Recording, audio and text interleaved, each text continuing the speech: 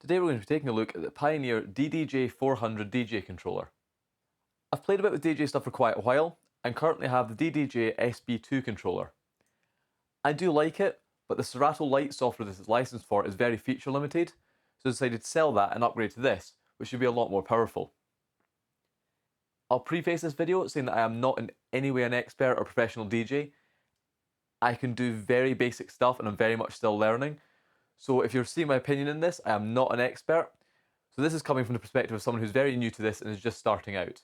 But to be fair, if you're buying one of these, that's quite likely the stage you're at. You might be just starting out, wanting a first controller, and for that, this is a very good option. The DDJ-400 replaces the DDJ-RB, and it's a completely new design. And in Pioneer's range, it sits alongside the SB3, which is their Serato Lite version. They're priced around the same for the DDJ-400 versus the SB3. However, the difference is, apart from the design of the controller, you get different software. The SB3 comes with Serato Lite, which is the same as my current controller, which is a very cut down version of Serato and is a bit limited in terms of features. On the other hand, the DDJ-400 comes with a full copy of recordbox DJ, which is very feature packed. It's a full version of the software that you get with this. And in fact, that software alone is like £100 or something. I'll put the price on the screen if I remember. So actually, the cost of the controller becomes really low when you factor in the cost of the software it also includes.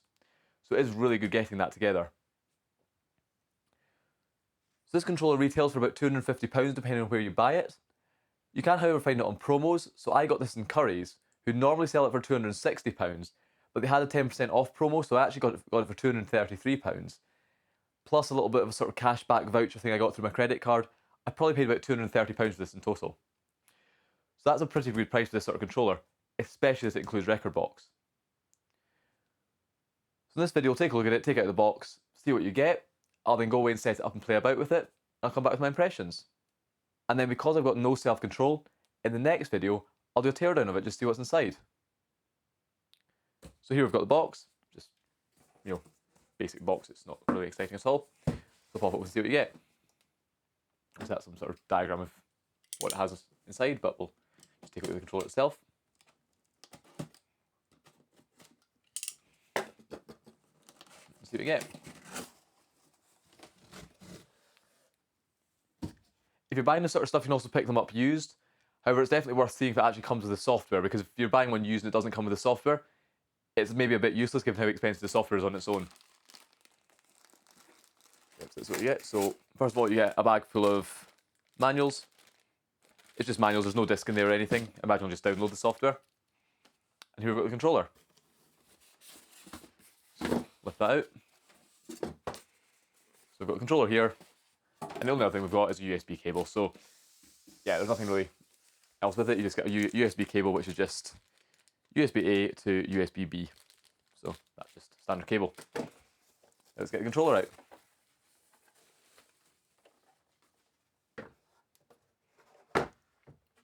And there it is there. So what we'll do a quick run through taking a look at the device, and then I'll go away and set it up. Oh yeah, and I forgot to mention that in the box, in that little bag of manuals, you got this little card here, and on the other side of this you've got your recordbox license key. So you'll need that to activate recordbox.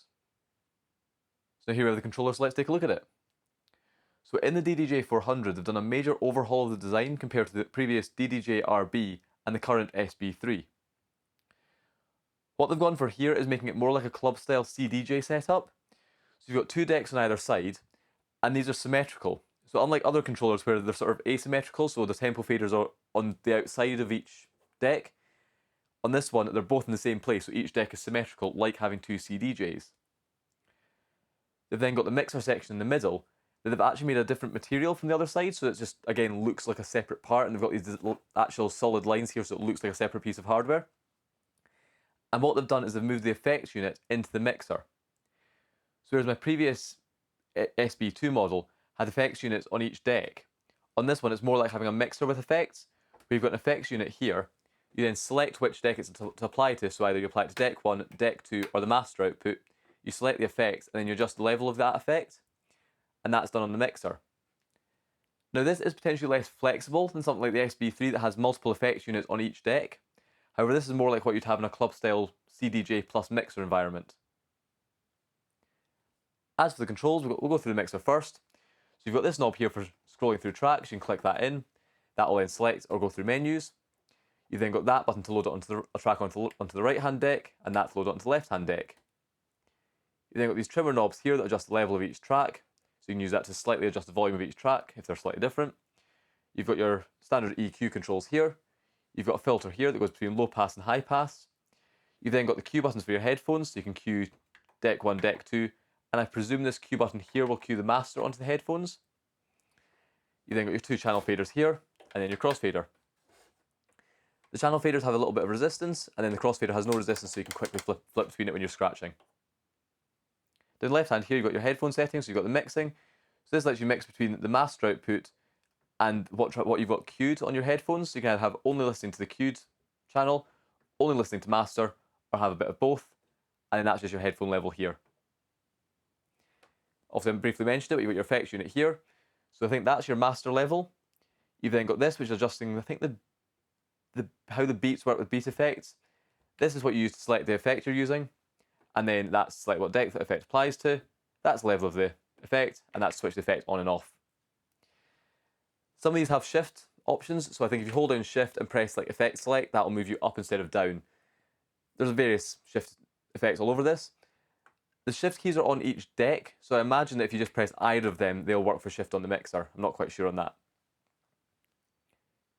As for each deck, you've got various options. So you've got these here to adjust your beat loops.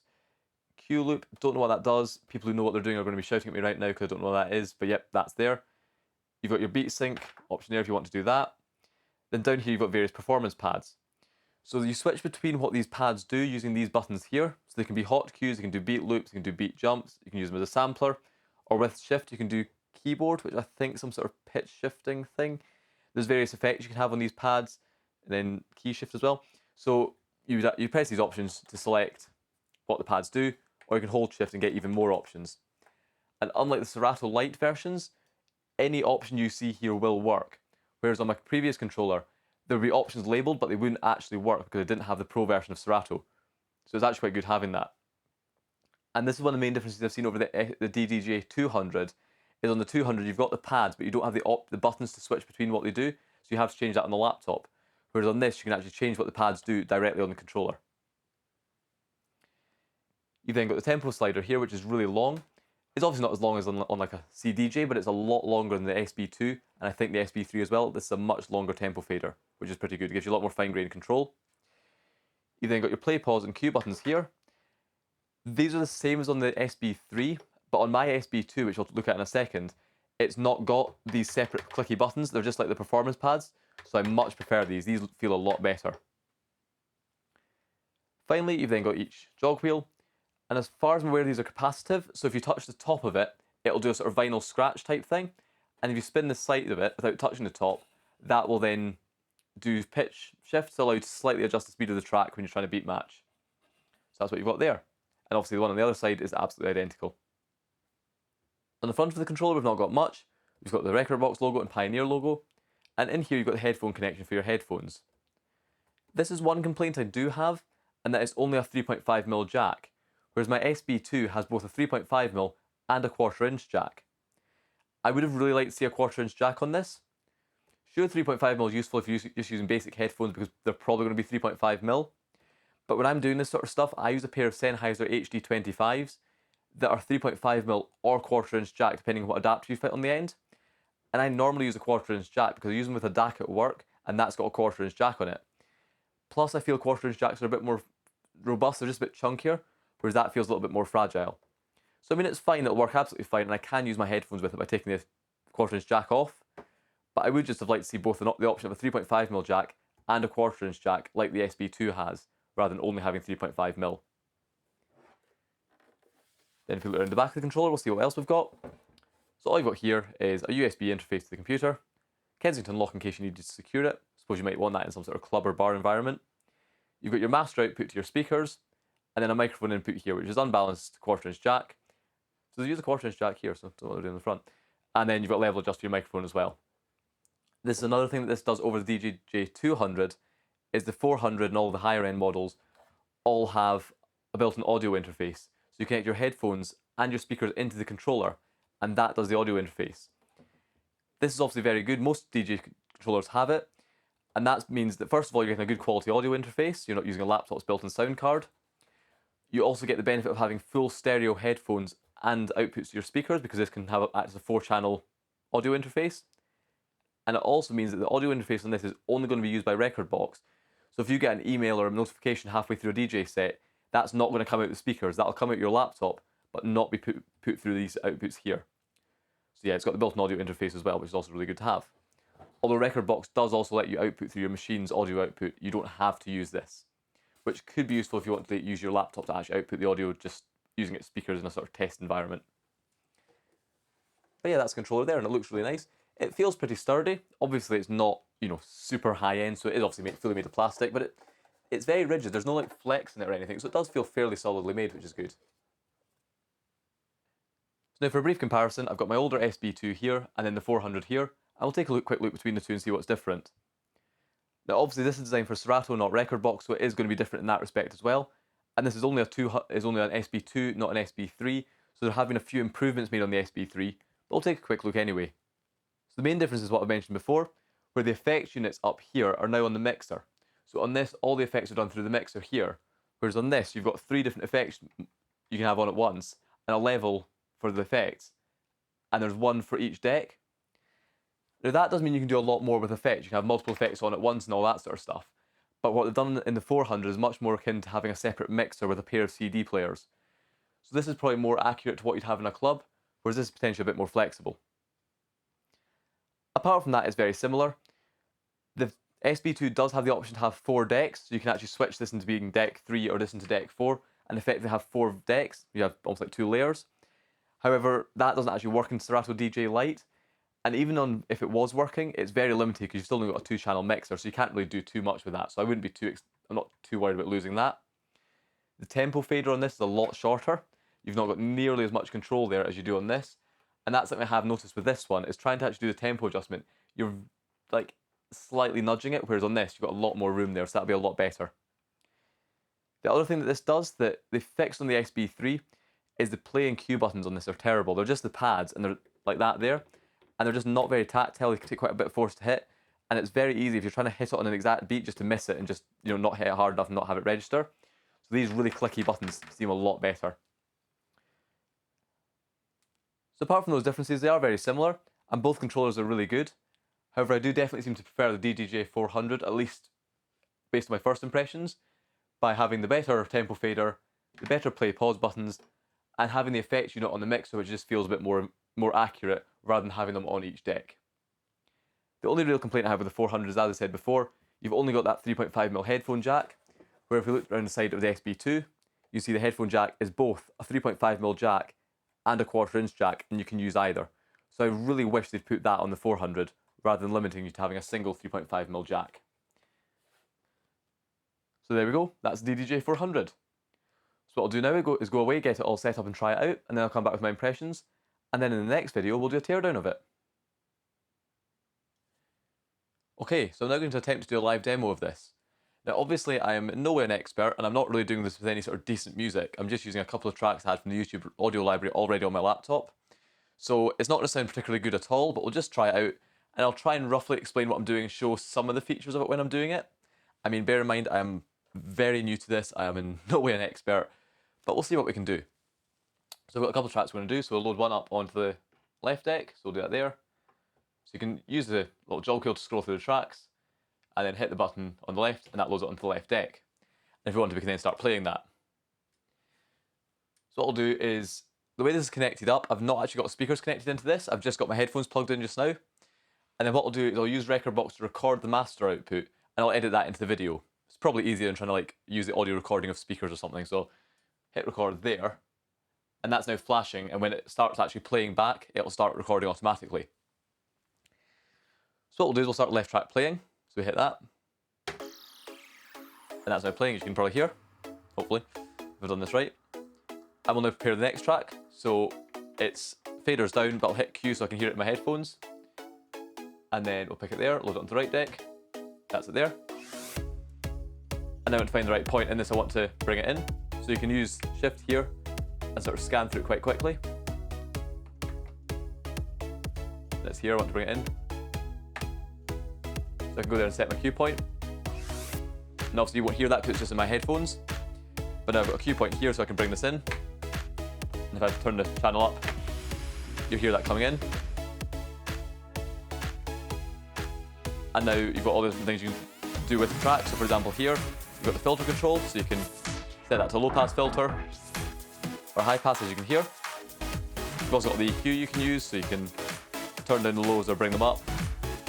Same with the mids and the highs. Down here you've got your tempo adjustment, so you can adjust the tempo of the track. What we'll do is we'll use this tempo adjustment on this channel here to bring the BPM in line. And I've started this new one off.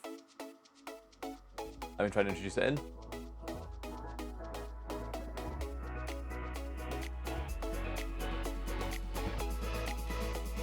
There we go.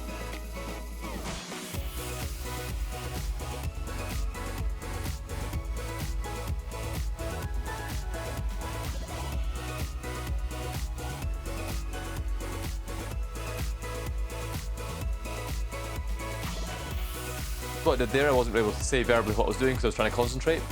But essentially what I was doing is I started this track on the beat of this one when it went to a new phrase, I think it's called. Used the jog wheel to roughly get the beats in line, and then turned the mid and high EQ on the other track down to try and get rid of that a little bit, and then slowly brought the volume fader down. So as you can hear, that's reasonably well blended between the two tracks. Obviously it's not particularly good, I was very much rushing that and not really concentrating, but that's a rough idea. As for some of the other things you can do on this while it's playing, you've then got your effects unit, so you pick which channel you want that on. So it's currently on channel 1, so you can say on deck 1, deck 2, or the master. If we put it onto deck 2, which is the one that's currently playing, we can then use this on-off button to enable the effects unit and use level to adjust the effect. So that was currently a roll effect, or slip roll. FX select lets you pick a different effect. So we go down here to flanger, hit that, and you can now bring that effect in. Holding shift lets you go up that list as well. So you've got like a reverb there. That's how you do the effects unit. There's also looping, so that you use in and out here. So you want to start a loop. That's now doing a loop. Obviously that's slightly off, so you can adjust that. If you hit in adjust, it then lets you nudge it back a little bit to adjust the start of the loop. That's now looping a bit better. These ones here let you adjust the length of the loop, so you can exit the loop there. That's obviously a tiny amount of the features this actually has, but there's a sort of brief demo of some of the features in a very quick live demo by someone who doesn't really know what he's doing. So there you go, that was a very bad attempt at me demonstrating this, but hopefully that reasonably showed what I can do with this sort of thing. So there you go, that was my quick unboxing review of the Pioneer DDJ-400 DJ controller. And I really like this thing. As I keep saying, I'm not really an expert, I don't really know what I'm doing, but I found this thing to be really easy to use, it seems to be really reliable, feels pretty well made, and for the price it seems to be really good value. It retails for about £250, but you can shop around and get it cheaper. I think after cashback and various offers, I got about this for about £220 it probably works out as. And the fact that you get the controller with recordbox included, and recordbox normally costs like £120, you're almost getting the controller for about £120, which works out really cheap. Also, when compared to the other Serato controllers, the software you get with recordbox is so much more powerful. Any of the Serato controllers in this price point only come with Serato Lite, which is really limited. Whereas with this, you're getting a decent controller, but then the full version of recordbox. So you get access to all the features recordbox offers, not a cut down version of the software. So yeah, for value, this is also a really good deal it seems. So yeah, I'm very happy with it. Obviously, you wouldn't use this if you're like a crazy professional DJ, but for someone just starting out or just wanting to play about with it at home, this thing seems like an excellent device. So yeah, there you go. Thanks for watching, and if you're interested in buying this, there's links in the description.